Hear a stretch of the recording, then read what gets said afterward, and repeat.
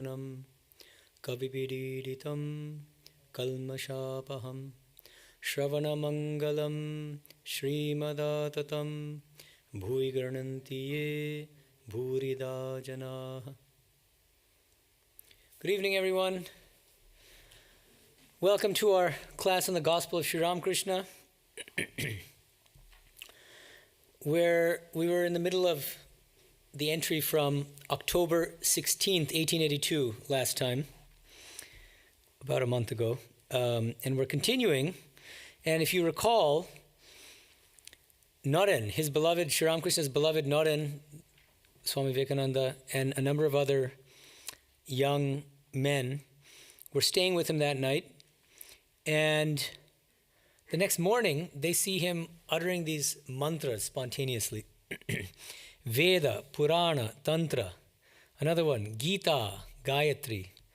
Another one, Bhagavata, Bhakta, Bhagavan. And then, M writes, referring to the Gita, he repeated many times, Tagi, Tagi, Tagi. Today is none other than Gita Jayanti. So happy Gita Jayanti. A devotee in Northern California sent me an email specifically requesting that I mention that it's Gita Jayanti and that I say something about it. So it's fallen right into my lap because he's given two mantras here, Gita, Gayatri, Gita, Gita, Gita. He used to say that if you repeat the word Gita 10 times, Gita, Gita, Gita, Gita, Gita, it becomes Tyagi or Tagi, which means renunciate, somebody who has renounced everything for God. And Sri Ramakrishna used to say that that's the keynote of the Gita. And he also used to say, a sannyasi who is supposed to have renounced everything, he says, even a sannyasi should keep one thing with him at all times, a pocket edition of the Bhagavad Gita. Okay.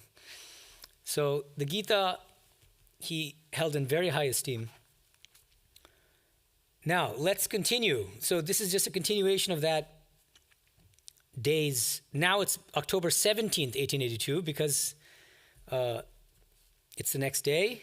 So October 17th, 1882, the theme of today's class is the 3 Ds: devotion, discrimination, and detachment.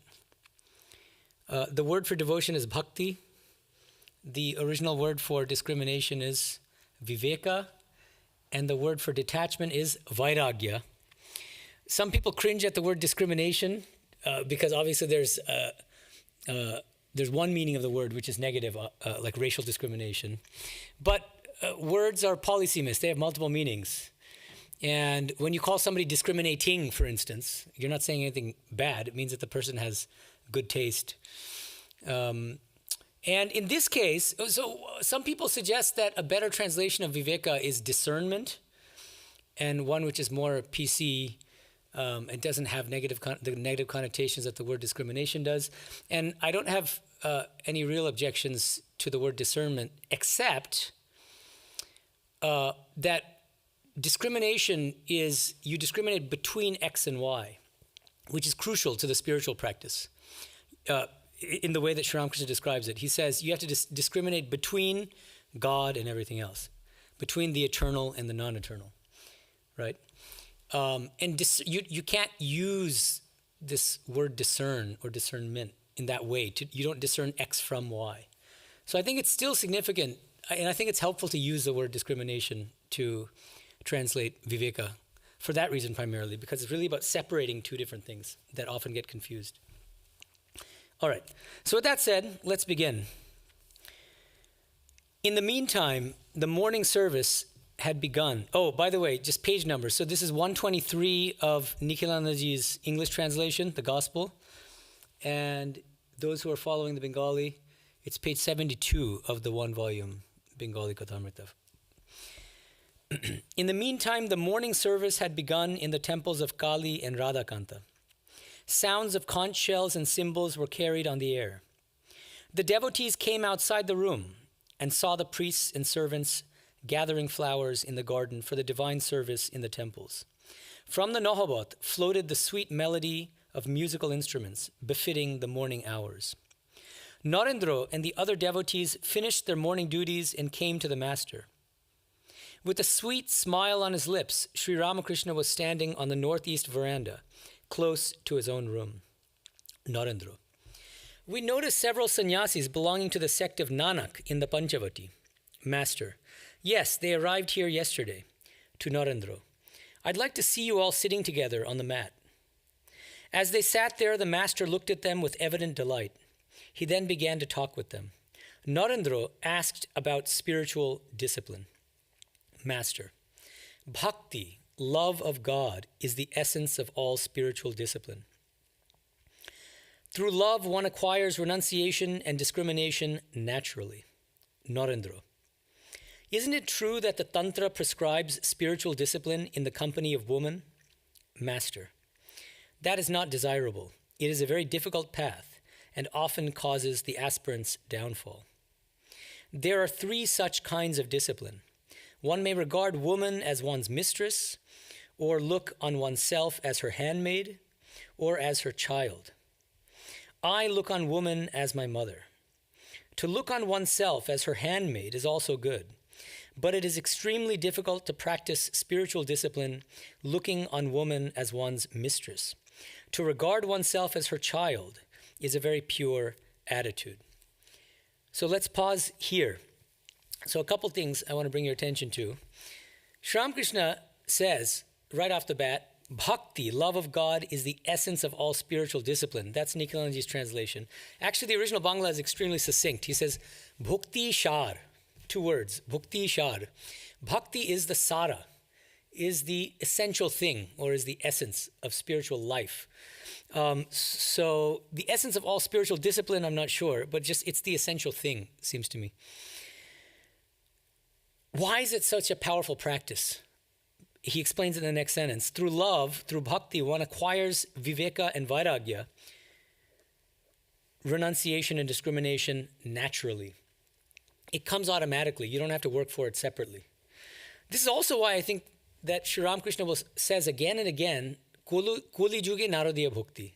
In this Kali Yuga, in this present age, bhakti is the best path for the majority of people. And I think it's especially important for us now, because I would characterize our age as kind of intellectually top-heavy in a way. Our entire post-Enlightenment age, we become skeptical of so-called blind faith. People are becoming disenchanted with religion. How do we know whether God exists? The spiritual practices which are most popular are, not coincidentally, mindfulness practice, Advaita Vedanta, yoga, and most of these don't ask you to believe in God, right? And some of them actually promise you don't have to have any blind faith. Everything is completely rational, and people like these things. And I started out that way. When I first took to spiritual life, I loved Shankara's Advaita Vedanta, and that was my main practice. And then after a few years, I realized I was going nowhere fast. And this is my own case, and I don't want to generalize and say that everybody is facing a similar situation, but I certainly did. Because I was telling myself intellectually that I'm the non-dual Atman, but when push came to shove and when real-life circumstances confronted me, then Advaita flew out the window when I most needed it. So it felt just kind of skin deep.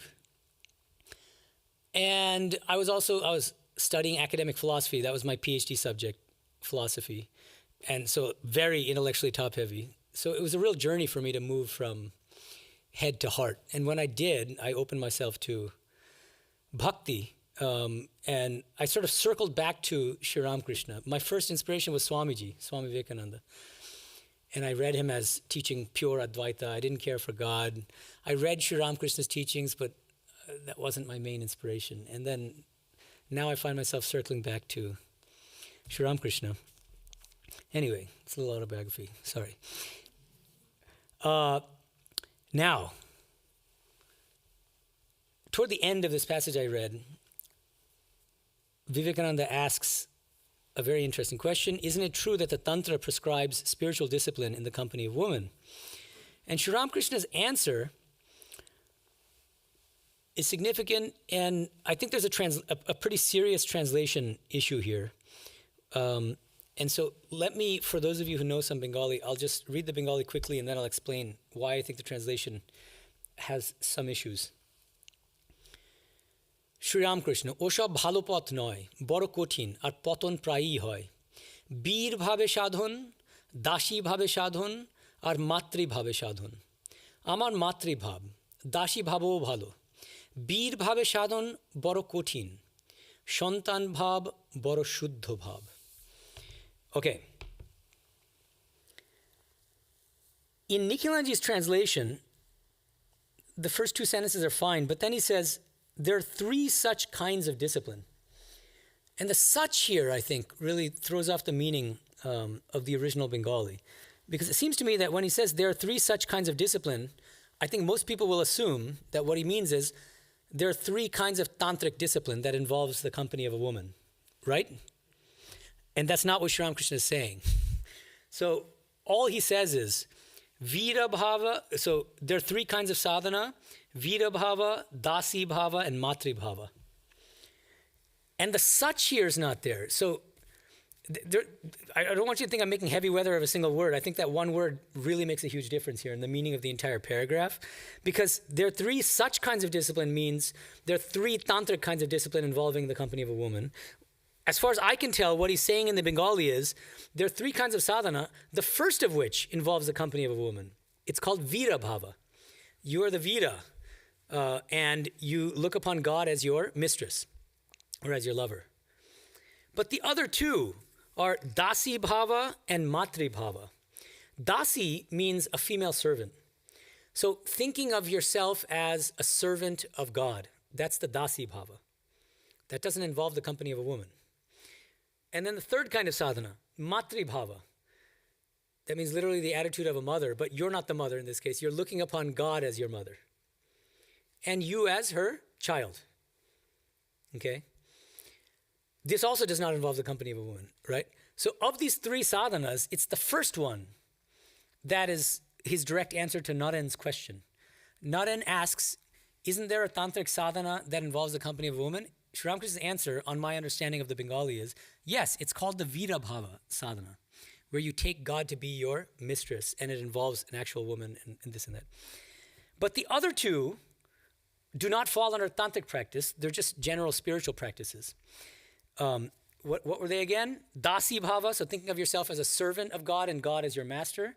And secondly, you look upon God as mother, and you are her child. Which one does he prefer? Very obviously, he says, Matri Bhava. He says, my attitude is that of a child towards his mother. And so at the end of this passage, he says, Shantan Bhav Boro Shuddha Bhav. The purest attitude, a very pure attitude, is Shantan Bhav, the attitude of a child toward his mother. So he uses two Bengali words here, Matri Bhava and Santana Bhava, Shantan Bhav. And I basically take them to be synonymous. Matri Bhava means you look upon God as your mother and yourself as a child. Shantan Bhav is just putting it the other way around. You look upon yourself as a child and God as mother or parent. That's the idea. Okay? Okay.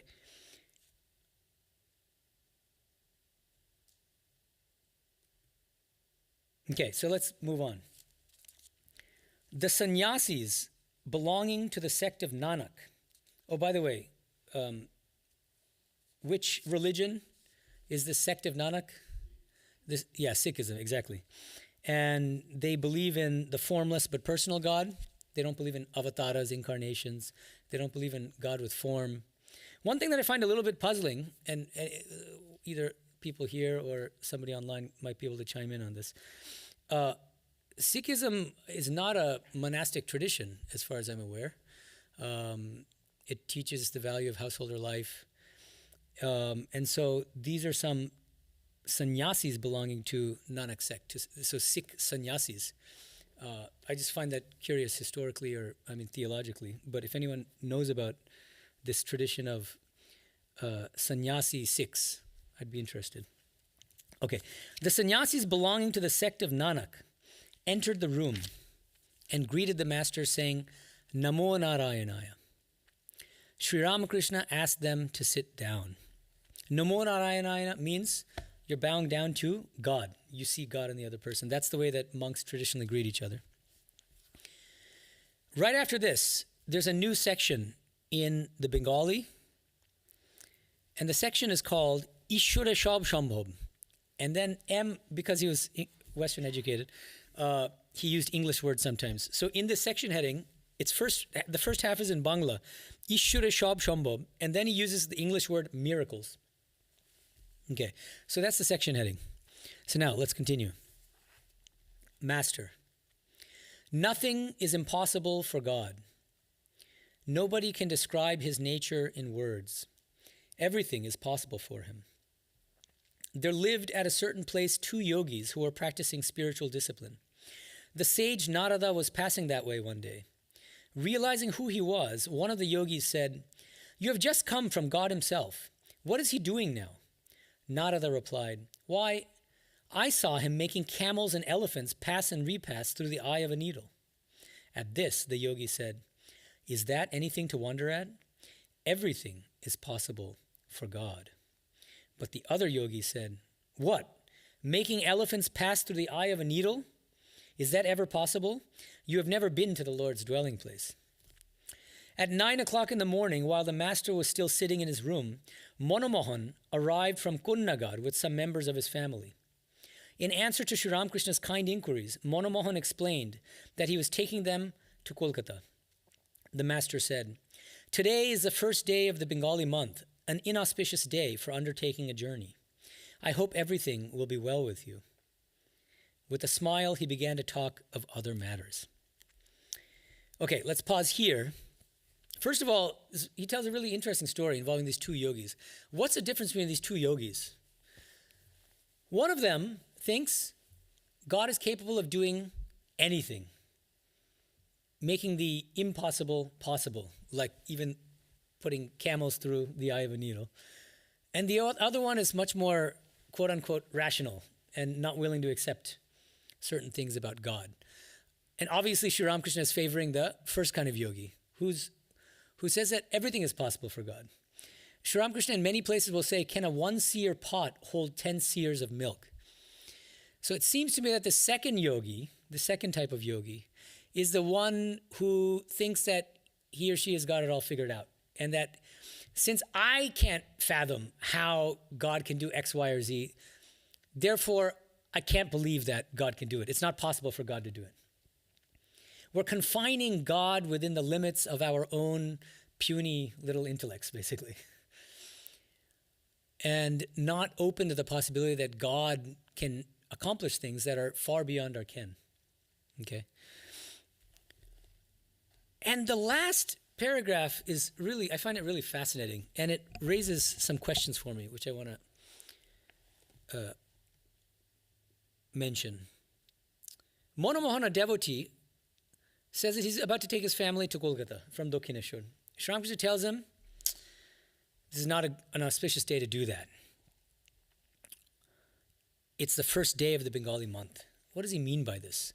He's thinking of this, there's an almanac, and based on the position of the stars and the planets and other things, one determines what days are auspicious, what days are inauspicious. And one might wonder, isn't this kind of superstitious? Or, how seriously should we take these kinds of comments that he makes frequently, actually? In fact, I want to share with you another incident involving a similar kind of thing.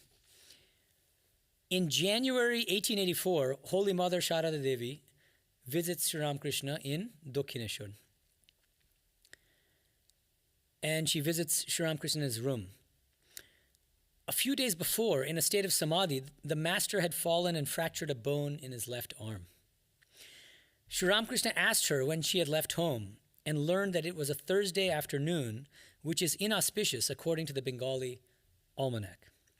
Bowing before tradition, he said, "This is why I have broken my arm. Please return home and start your journey again at an auspicious hour." Holy Mother was ready to leave then and there, but the master said, "Please stay today. You may go tomorrow." The next day, she left for Jairambati.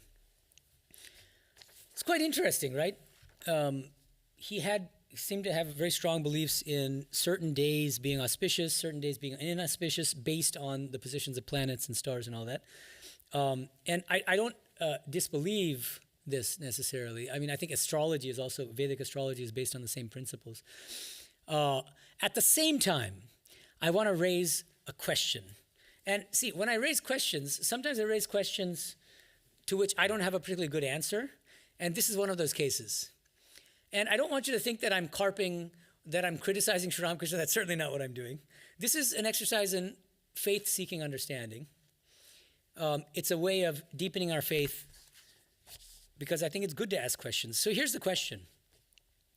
Elsewhere in the Gospel, it comes later, much later, a devotee named Shyam says to Sri Ramakrishna, you can learn from theosophy where the soul goes after death, whether to the lunar sphere or the stellar sphere or some other region. Sri Ramakrishna, that may be, but let me tell you my own attitude. Once a man asked Hanuman, what day of the lunar fortnight is it? Hanuman replied, I know nothing about the day of the week, the day of the lunar fortnight, the position of the stars in the sky, or any such things. On Rama alone, I meditate. That is my attitude too, says Sri Ramakrishna. How do we reconcile what he says here when he says, the essential thing is bhakti, I care only about God and not about the positions of the stars and the planets, and the fact that he himself seems so particular about observing these different, auspicious days versus inauspicious days? Tricky question, or maybe there's something I'm missing that's obvious. So, set me straight. Anyone? Yes. So, can you bring the mic over here? The only thing that comes to mind for me is that it's something that's useful that falls away once you get that devotion to God, like Hanuman has. But then he told that to Holy Mother, so that's where I feel like maybe that doesn't. Right. Well, but I like the idea in general, which is that maybe at an advanced stage you can just rely on bhakti and not have to worry so much about this stuff. But at the early Swamiji says like things matter, but what is it to me? So maybe it's useful to have that to some extent to help us and aid us. To set an example, maybe. Yeah. But in the case of Holy Mother, it is tricky, and then making her go back to Jwadambati, maybe by palanquin. I hope by palanquin rather than by walking. Poor Holy Mother. But yeah. Okay. So that's one theory. But so this also reminds me of another story that he tells about Krishna Kishore, I think his name was, who was a very orthodox Brahmin, and he would only take food prepared by Brahmins, and he's walking somewhere, and he's extremely thirsty. He has no water. He sees somebody belonging to an extremely low caste, and there's a well there, and he goes up to this gentleman and says, "Fetch some water for me. I'm really dying of thirst." He says, "How can I give it? You're a Brahmin. I'm either an outcast or a low caste, whatever it was. How can I give you water?" He says, "Say Shiva as you drop the water, and there won't be any problem. The water will become pure." And he does, and then he happily drinks the water. And Sri Ramakrishna praises Krishna Kishore for his faith. He says, "See the faith, the burning faith he had." So what I'm wondering is why he didn't tell Holy Mother, "Say Shiva, Shiva," or Mother, Mother. Take God's name, and you'll neutralize the effects of the inauspicious effects of the current planetary positions, the position of the stars, because bhakti trumps all. I don't know. Maybe I'm just making a mountain out of a molehill. But any other thoughts on this? Yeah. Can you give the mic to the live streamer? Dinesh. Do we know, was anybody else there when Mother does? It doesn't say anything about that. But she enters his room, and it's possible that he was alone, but I'm not sure. Because then you're saying it might be that he's setting an example to others, maybe? Yeah, so that's another possibility. Anyway, other thoughts? Or should we move on? Okay, think about it for yourself, and then, yeah. Yeah, with regard to astrology, for instance, I think I said this in my Yoga Sutta class. I believe in astrology, and yet I also think that people can get carried away thinking that we're slaves to planets and, and the key here is God is in charge of everything. And so if you surrender to God, he'll take care of the planets, and or he can neutralize the effects or at least significantly mitigate the effects of planetary influences and the position of the moon and so on and so forth. Okay, so let's keep going. When Narendra and his friends had finished bathing in the Ganges, the master said to them earnestly, "Go to the Panchaboti and meditate there under the banyan tree. Shall I give you something to sit on?" About 10:30, Narendra and his Brahmo friends were meditating in the Panchaboti. After a while, Sri Ramakrishna came to them. M too was present. The master said to the Brahmo devotees, "In meditation, one must be absorbed in God. By merely floating on the surface of the water, can you reach the gems lying at the bottom of the sea?" Then he sang, "Taking the name of Kali, dive deep down, O mind, into the heart's fathomless depths, where many a precious gem lies hid. But never believe the bed of the ocean bare of gems, if in the first few dives you fail. With firm resolve and self-control, dive deep and make your way to Mother Kali's realm. Down in the ocean depths of heavenly wisdom lie the wondrous pearls of peace, O mind, and you yourself can gather them, if you but have pure love and follow the scripture's rule. Within those ocean depths as well, 6 alligators lurk, lust, anger, and the rest, swimming about in search of prey. Smear yourself with the turmeric of discrimination. The very smell of it will shield you from their jaws. Upon the ocean bed lie strewn unnumbered pearls and precious gems. Plunge in, says Ram Prasad, and gather up handfuls there." And I'll read just one more paragraph, because right here starts a new section in the original Bengali, a very lengthy section heading, which goes as follows, with a mix of English and Bengali. Brahmo Samaj, meaning the sect, the Brahmo Samaj. Bhaktrita o Samaj Sanskar. And then in parentheses, social reforms. Lecturing, Bhaktrita means lecturing. And Samaj Sanskar means social reform. Age Ishwar Labh, pore Lokoshikha Pradhan. First realize God, and then you can teach others and lecture at others. Okay, so that's the section heading. And then Sri Ramakrishna kind of analyzes the song for Narendra and the others who are sitting there for meditation. Sri Ramakrishna says, Narendra and his, Sri Ramakrishna does it. This is M narrating. Narendra and his friends came down from their seats on the raised platform of the Panchaboti and stood near the master. He returned to his room with them. The master continued, "When you plunge in the water of the ocean, you may be attacked by alligators, but they won't touch you if your body is smeared with turmeric. There are no doubt 6 alligators, lust, anger, avarice, and so on, within you in the heart's fathomless depths. But protect yourself with the turmeric of discrimination and renunciation, and they won't touch you." Okay, it's a beautiful song. The original Bangla, the first line is, "Dub de mon kali bole, ridi ritna korer ogad jole." Now, I think it's a beautiful translation. I think there are just a couple places where, I just want to mention a couple things. So, for instance, in the first stanza, the last 2 lines, "With firm resolve and self-control, dive deep and make your way to Mother Kali's realm." Here, the original Bengali for Mother Kali's realm is actually quite significant, I think. Kulo kundulinir kule. So, tumi dom samorthe ek dube jao. Kulo kundulinir kule. Kula kundalini, what is that? People, some of you can recognize what that means. That's kundalini yoga. The kundalini is the serpent power in the base of our spine, which through spiritual practice you can awaken, right? You awaken the kundalini, and then spiritual life begins and you attain higher spiritual realizations. So it's a very significant phrase, and Nikalanji renders it Mother Kali's realm. I don't think that's as expressive and as spiritually precise as Kula Kundal. So it'd be in the realm of Kula Kundalini, Mother Kundalini, something like that. That's serpent power. Then, next line, "Down in the ocean depths of heavenly wisdom." Here is just a small point, but ocean depths of heavenly wisdom, the Bengali here is Gyan Samudra, Jnana Samudra, the ocean of Jnana. And I think heavenly wisdom sounds a little foofy to me. Ocean of knowledge, maybe ocean of spiritual knowledge.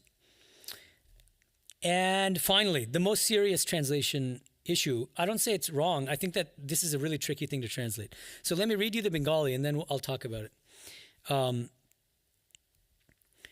Okay.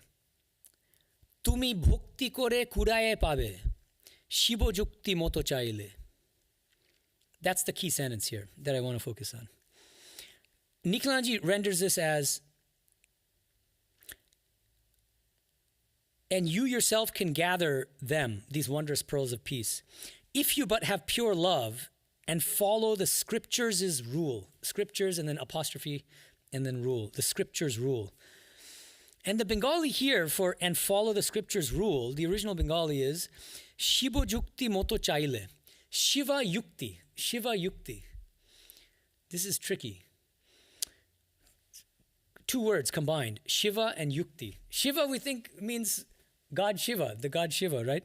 It could, but it could also just mean auspicious, because Shiva also means auspicious. So you have to determine it based on context. And Yukti typically means reasoning, logic. But it could also mean union, yoga. The word yoga and yukti actually come from the same verbal root in Sanskrit, which is yuj, which means to join, to unite. So this is why it gets so tricky. Nikhilanji decides to translate Shiva Yukti as the scriptures rule. Following Shiva Yukti means following the scriptures.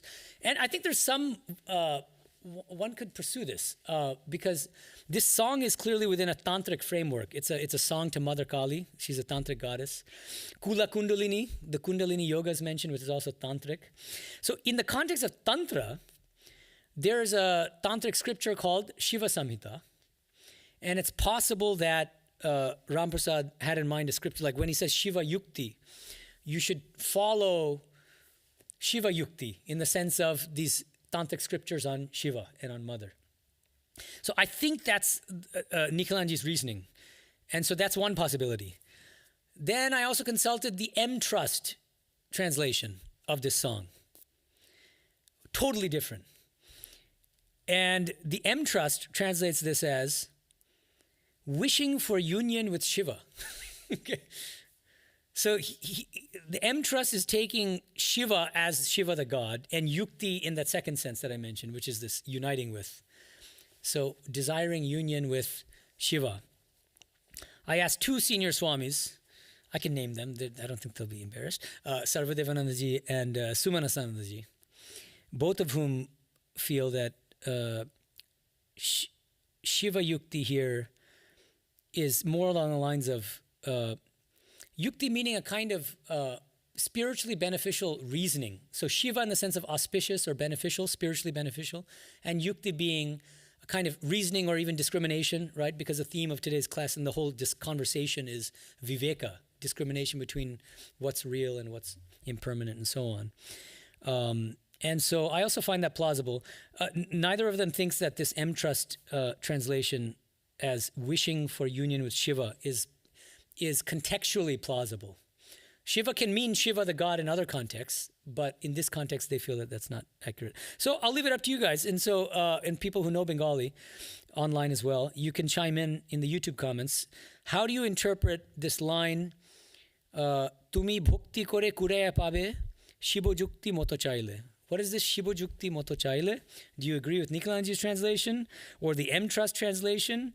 Or do you have your own translation? Let's hear it. Okay, let's continue.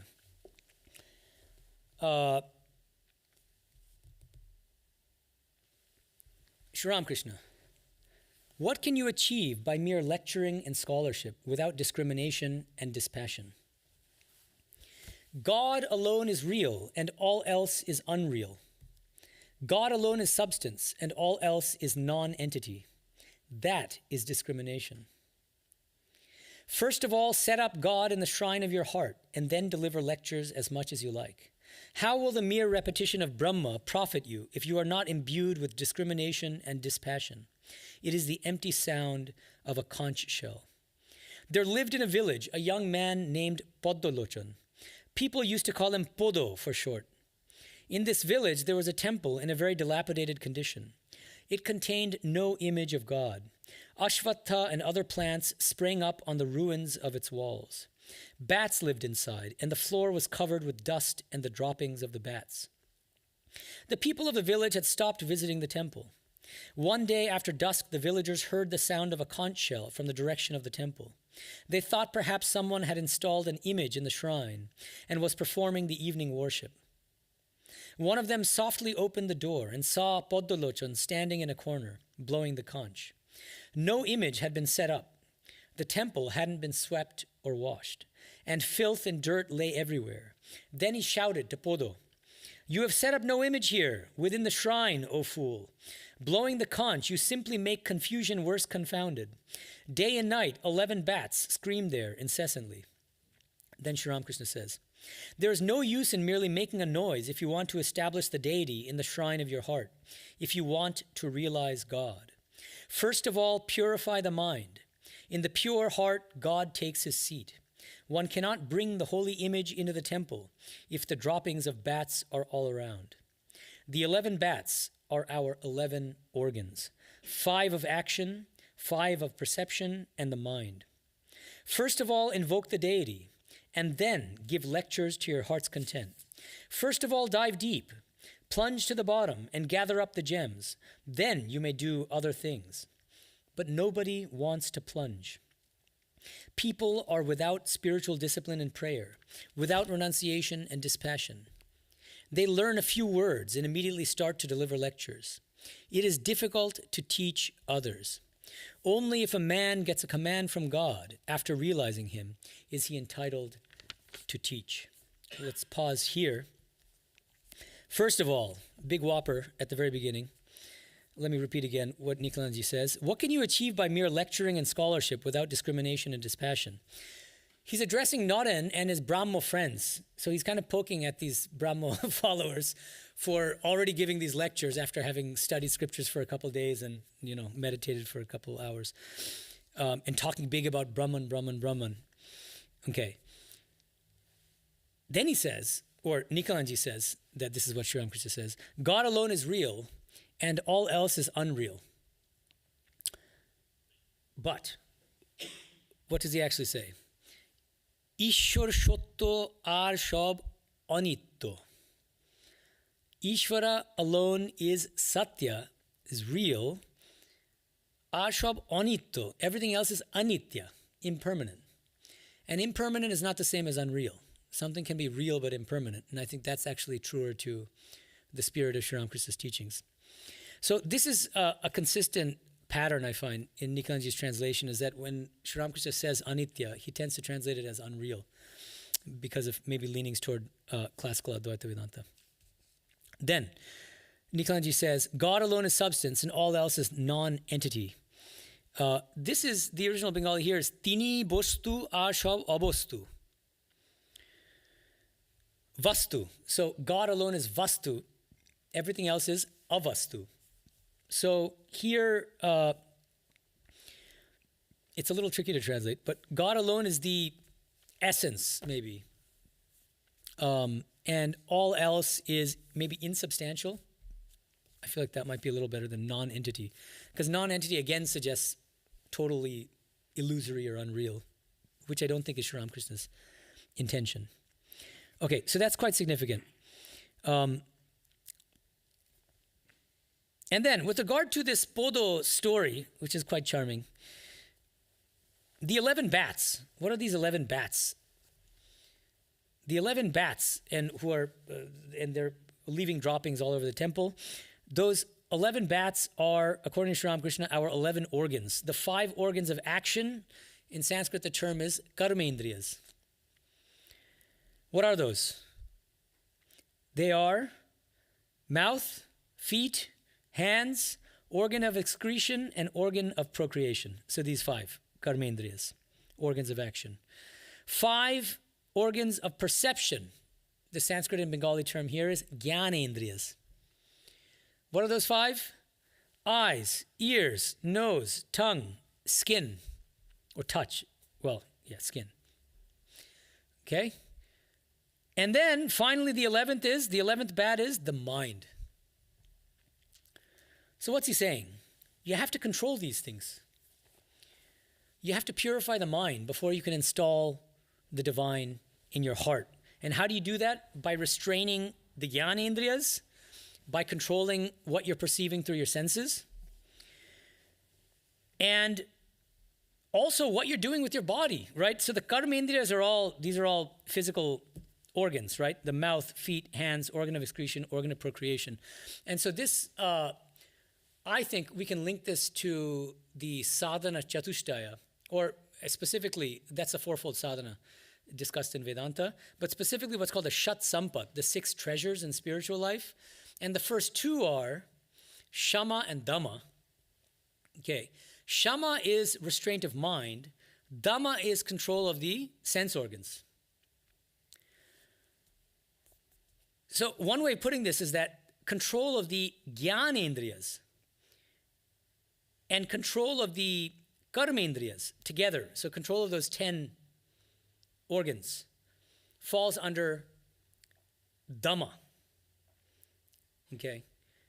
You restrain yourself, you prevent yourself from being attached to things in the world. And Shama is control of mind, the 11th bat. It's an internal control. It's a restraint of the mind. Because the problem is, even if if you plugged all your ears and you shut your eyes and everything else, the mind can still wreak havoc. And that's why the Gita, there's a verse in the Gita which says, even if it seems like you're in deep meditation with eyes closed, perfect padmasana, everybody's impressed with your posture, and yet you're dwelling on sense objects. That person is a mithyachara. He's a hypocrite.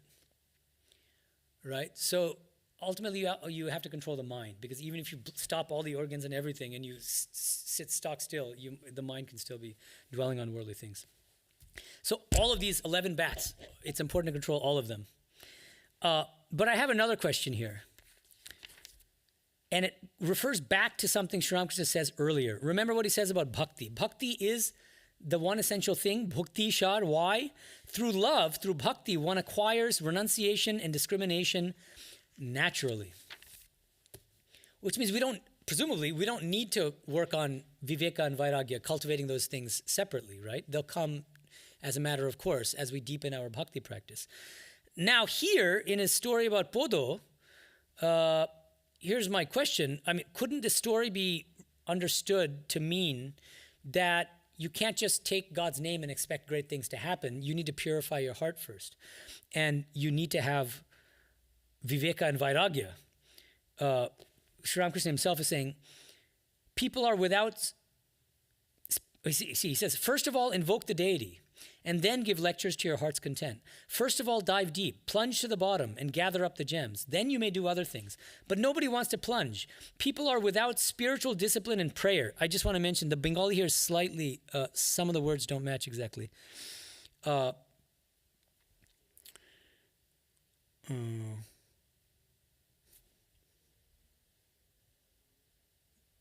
here it is. Okay. Shadhonnai. So, people are without spiritual discipline, that's sadhana. Okay, so that's fine. Shadhonnai. But then the next one, and prayer. The English translation, prayer, the original Bengali here is actually bhajan. Bhajannai. Bhajan is not prayer exactly, because there's a different Bengali word for prayer, which is prarthana. And so bhajan just means worship of God. And one could arguably include prayer under bhajan, but bhajan is definitely broader.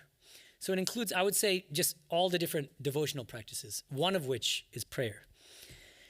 And then Sri Ramakrishna says, well, Nikalanji's translation says, people are without spiritual discipline and prayer, without renunciation and dispassion.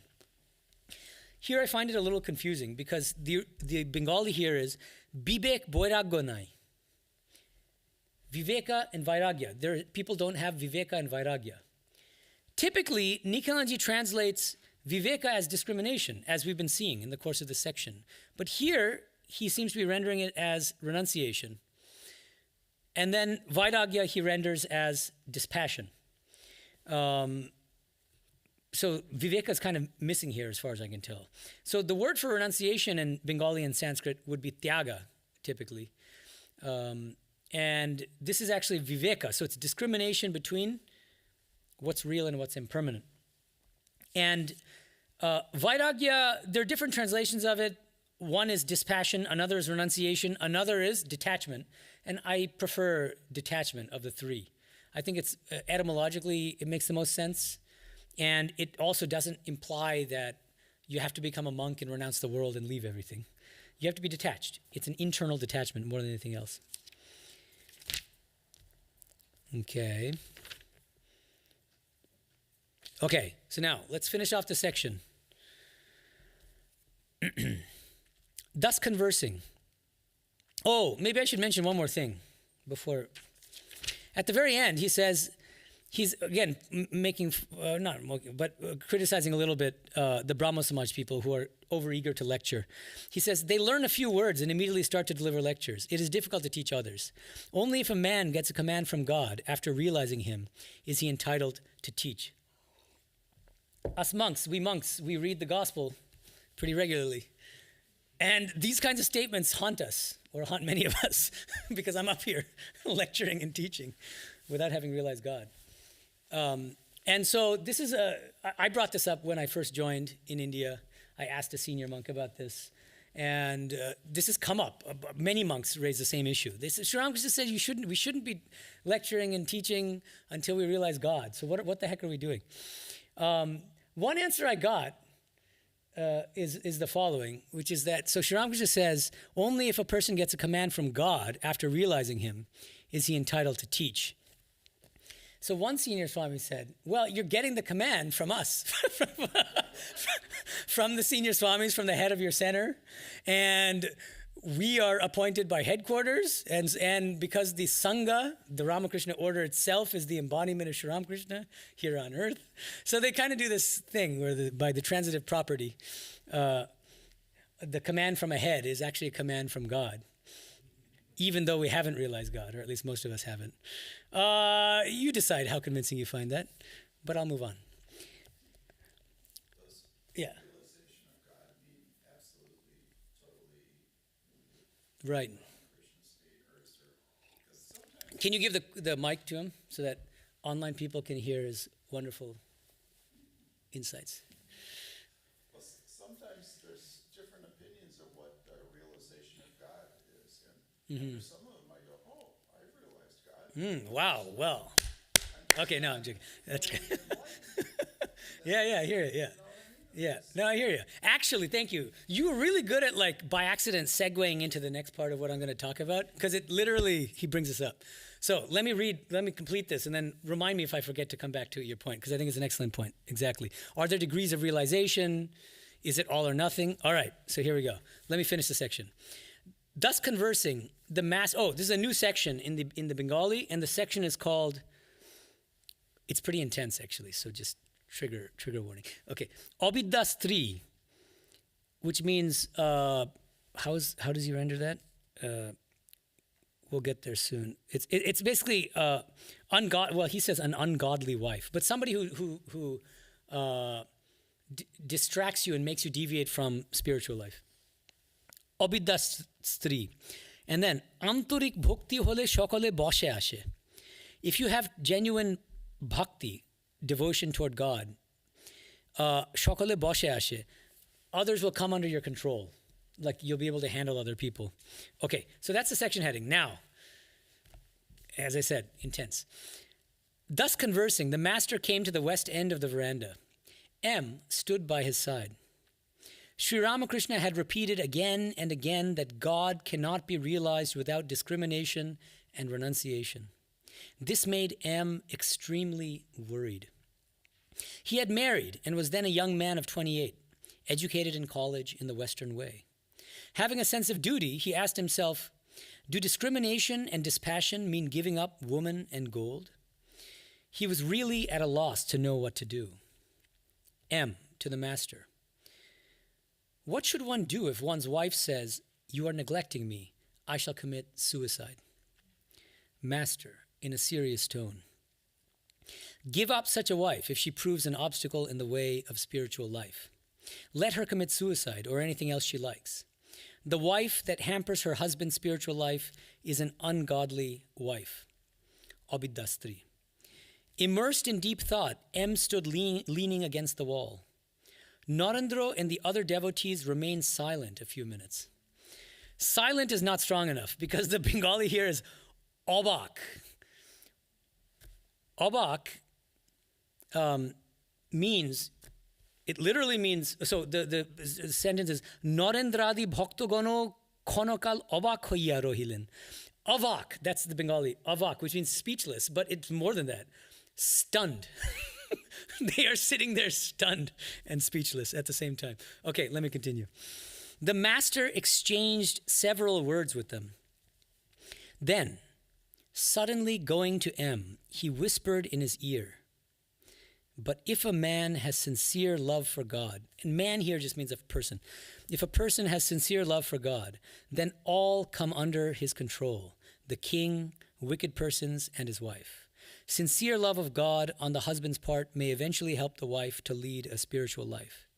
If the husband is good, then through the grace of God, the wife may also follow his example. This had a most soothing effect on M's worried mind. Here again, the original Bengali is much stronger and more evocative. It goes, Monir chintagnite jol porila. It's beautiful. M was very literary in his sensibility, and so he's using metaphors. He's saying M's fiery thoughts, that's not, it's hard to translate. Chintagni, chinta agni. Agni means fire or flames, and chinta means thoughts, burning thoughts. Yes, scorching or, burning thoughts. Jwal porila. Finally, some water was thrown on on his burning thoughts, and there, he found some peace that way. Okay, so Moni chintagnite jal porila. All the while, he had been thinking, let her commit suicide. What can I do? So M is going through some extreme marital difficulties here, with his wife literally threatening suicide. Yeah, so M first came to Sri Ramakrishna with suicidal thoughts himself and was on the verge of committing suicide, and then Sri Ramakrishna came. And ultimately, Sri Ramakrishna also blesses his wife, and so there's a happy ending here. Okay. M. To the master, this world is a terrible place indeed. Actually, Bengali, সংসারে বড় ভয়. In this samsara, in worldly life, বড় ভয়, bhaya, there's a great deal of fear and anxiety. I think that's a terrible place. That's not quite right. Doesn't seem to me to convey this bhaya, bhoy. Okay, then, master to the devotees. That is the reason Chaitanya said to his companion Nityananda, listen, brother, there is no hope of salvation for the worldly minded. The phrase here is, Shuno, Shuno, Nityananda bhai, Shongshari jiver kobu goti nai. It's rhyming. Samsari jivas have no hope for salvation. On another occasion, the master had said to M privately, yes, there is no hope for a worldly man. So now M is quoting something Sri Ramakrishna told him on a different occasion, but he thinks it's illuminating here. And I think it is. And this is where it comes back to Narayana's question. Okay, Sri Ramakrishna tells him privately, yes, there is no hope for a worldly man if he is not sincerely devoted to God. But he has nothing to fear if he remains in the world after realizing God. Nor need a man have any fear whatever of the world if he attains sincere devotion by practicing spiritual discipline now and then in solitude. Chaitanya had several householders among his devotees, but they were householders in name only, for they lived unattached to the world. It was noon. The worship was over, and food offerings, meaning bhog arati, had been made in the temple. The doors of the temple were shut. Sri Ramakrishna sat down for his meal, and Narendra and the other devotees partook of the food offerings from the temple. And that is the end of the entry from October 17th, 1882. Next time we'll discuss Sunday, October 22nd, 1882. But I wanted to dwell a little bit on this last statement of Sri Ramakrishna's. And coming back to Narayana's question here. Okay, see, because in a number of places when householders come to Sri Ramakrishna, they say, what do we do? How do we live in this world? He'll often say, as far as I can tell, and I've read the gospel many, many times, he'll say, don't worry, just realize God first, then you can live in the world. And there won't be any problems. And you're like, well, is that practical? How many people will be in the world if they have to realize God first? So this is a nice little qualification, because he says either there are two ways of living in the world, like a padmapatra, like a lotus leaf floating on the water without being affected. One is realize God first, then enter into samsara, enter into worldly life. Okay, that's one, which is probably not available to most of us. And then secondly, develop the Bengali word here, which Niklanji renders as sincere devotion, is Shuddha Bhakti. Try your best to cultivate sincere, pure bhakti, devotion for God. And how do you do that? Go into solitude now and then and practice spiritual disciplines, he says. More practical. Even before, I think ideally he would say before you marry, spend a few years, like, in solitude, or at least, significant amounts of time in spiritual practice, trying to cultivate a certain love for God. Because once you have that, remember what Sri Ramakrishna says, once you have bhakti, you automatically get viveka and vairagya. So this goes back to the beginning of this section, actually. Viveka means discrimination between what's real and what's impermanent. Vairagya, detachment toward those things that are impermanent. That's why he's always mentioning these as pairs, viveka, vairagya. There's actually a hyphen connecting them. Why? Somebody who has a lot of viveka, discrimination between what's real and what's impermanent, but who doesn't have vairagya, is what's called in Bengali Gyanpapi. Gyanpapi. Any Bengalis here? Nobody. Okay, no. But you can figure it out. In most Indian languages, it's Gyanapapi. Gyanapapi. Papi means a sinner, committing sin. Jnana means you know better. You know better, but you're still doing what you shouldn't be doing, what you know you shouldn't be doing. That's called Gyanpapi. So if you just have viveka minus vairagya, you can become a Gyanapapi. I know what I ought to do, and yet I don't quite have the willpower to pull it off, and so I'm going to... So you need both. You need to be able to discriminate between what's real, what's permanent, what's eternal, from what's impermanent, what's not worth pursuing. And secondly, have the strength and the courage to renounce that which is anitya, impermanent, or avastu, insubstantial, right? Both those things go hand in hand. And so I think this goes back to Narayan's question here, is that I think that short of God realization, even if you have a genuine bhakti, a genuine devotion for God, that itself will give you viveka and vairagya, discrimination and detachment. And then, equipped with viveka and vairagya, you'll be able to navigate this world in a way that won't harm you spiritually, if that makes sense. So, any questions? Either from you guys in person or anything online. Yeah, Katyayani has a question. Okay, so this is back to the astronomy thing. I want to hear your thoughts on this. Okay. So I think maybe what Sri Ramakrishna was getting at was less actually about, maybe it was more about mindfulness, because in the two different stories, the gentleman is going to die if he doesn't get water. And then in Holy Mother's situation, is that what you said he was dying of? Not really die. Well, that was metaphorical. He was very thirsty. Let's put it that way. Yeah. Okay. But then maybe in Holy Mother's situation, he wanted her to practice mindfulness first. What do you mean by mindfulness here in this context? Like in a situation where she's planning a trip, she can plan it very mindfully. Like in a puja, we can use Ganga water, or we can say Shiva Shiva. Right. But it's better to... But it's better to have that mindfulness first. So maybe he was just getting at, like, acknowledging all the factors before you make a decision.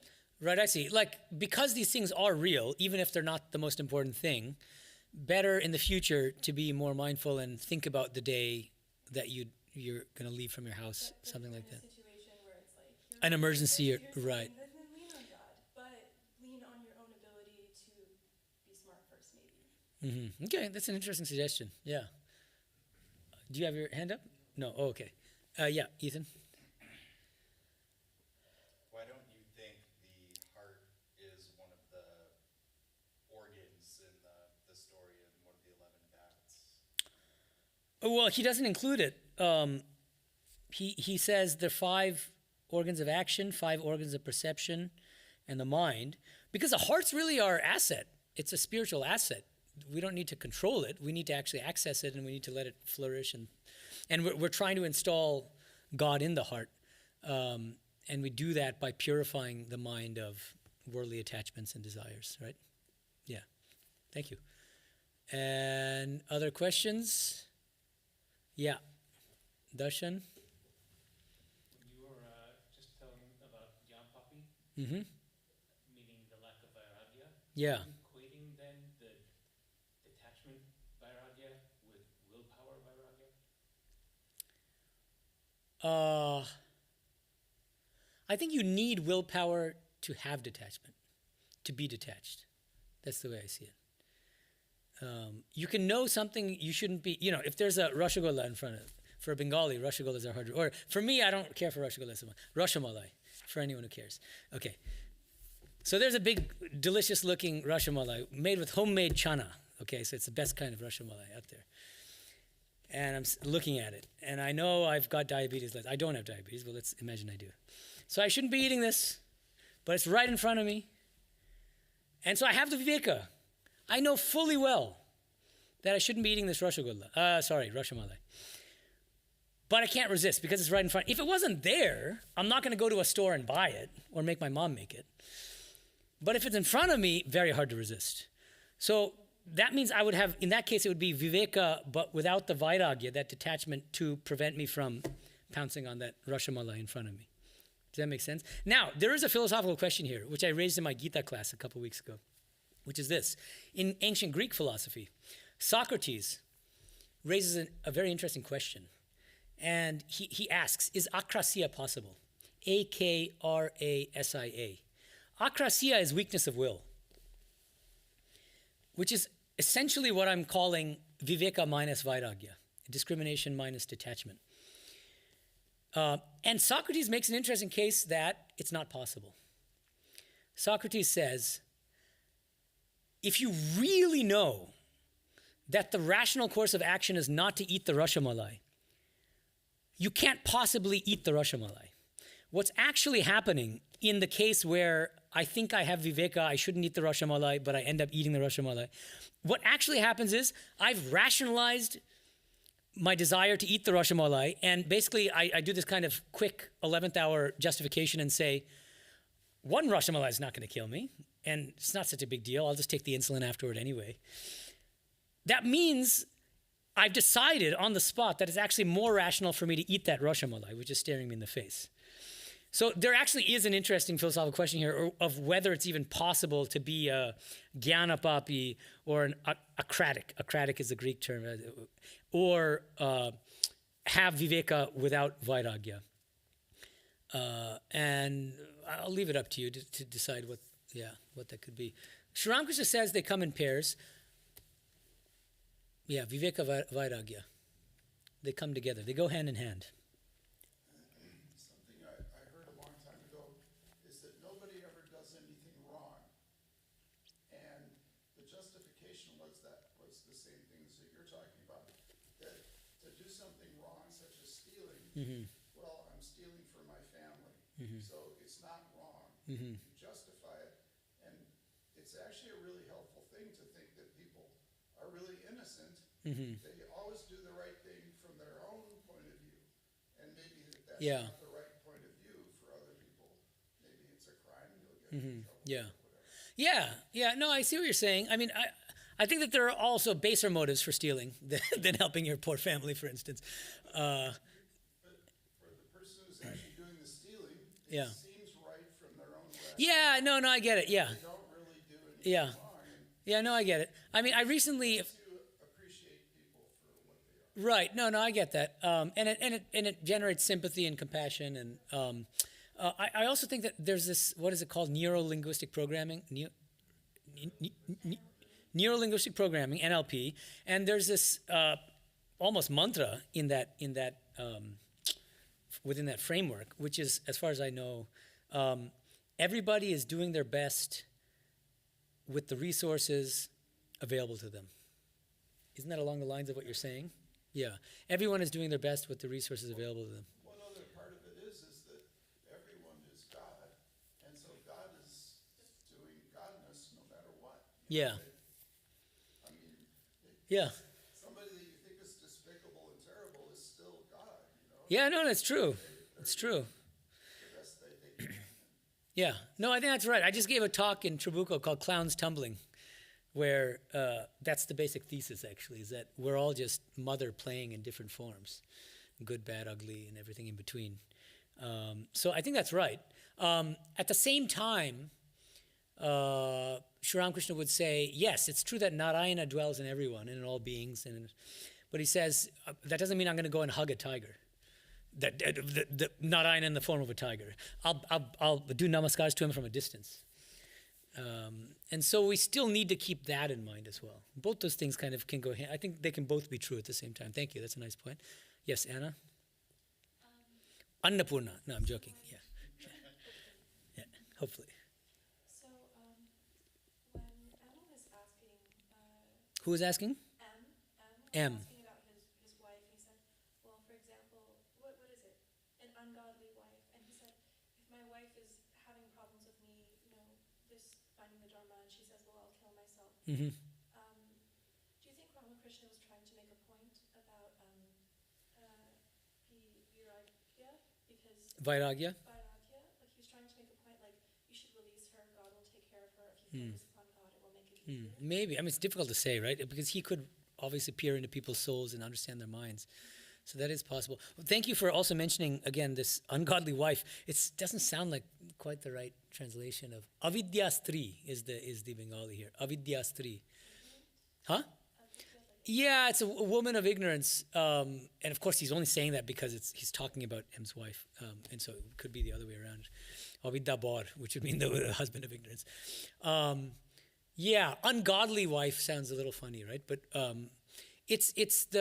because he uses avidya in other contexts, like avidya maya and vidya versus vidya maya. So the maya of ignorance and the maya of knowledge.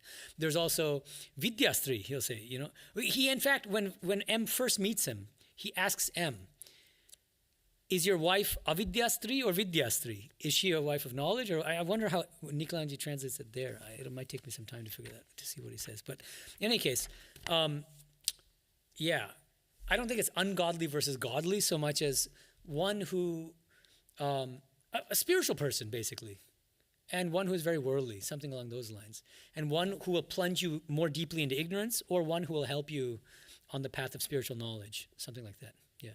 There's a famous line that's used, the recovery world for those like adult children, alcoholics, Al-Anon and things like that, 12-step programs. There's a famous line they say, which is detach, D-E-T-A-C-H. Don't even think about changing her. Leave it to God. Ooh, I love that. That's so nice. That's excellent. That's wonderful. Thank you so much. Don't even think about changing her. Beautiful. I think that's a wonderful way to end. Unless, do we have any online? All right. Okay. No, I got to remember that. That's wonderful. Thank you. Thank you. Appreciate it.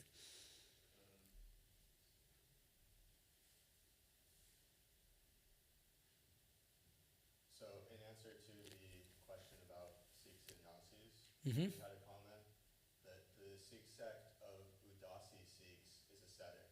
They follow Nanak and then his son instead of the later gurus.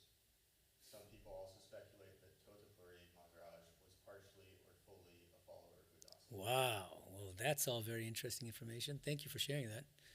And then Yukti also means a clever trick or method to achieve something. So Shiva Yukti may mean a clever or intelligent approach to attaining Shiva, not the God, but the absolute. Shiva in the sense of the absolute, is that what he's suggesting? And yukti as a kind of like a trick to realize him? Clever or intelligent. Very interesting. Thank you. All right, thank you for, is it the same person making both those points or no? Okay, excellent, thank you. Anything else? Great. Thank you very much. See you possibly next year for the next gospel class. Probably next year, yeah. So have happy holidays. Shubha Kalpataru, happy Kalpataru Day. In our tradition, January 1st is Kalpataru Day. Sri Ramakrishna as the wish-fulfilling tree. We have Holy Mother's Puja coming up on December 22nd, and a big afternoon program on the same day where about 15 devotees will be giving 5-minute speeches. Some of them are here. We're going to give the speeches on Holy Mother, and some singing, some chanting, so it'll be a lot of fun. So join us. Om Shanti Shanti Shanti Hari Om Tat Sat Sri Ramakrishna Arpanamastu.